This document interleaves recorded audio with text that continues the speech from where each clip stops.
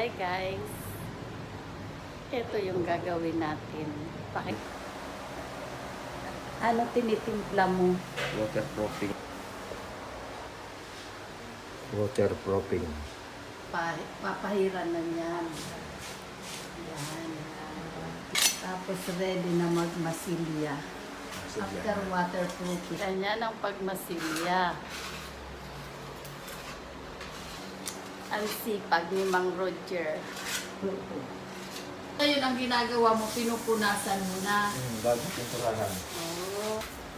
Repair po, repair. Repair. Bawal maligo.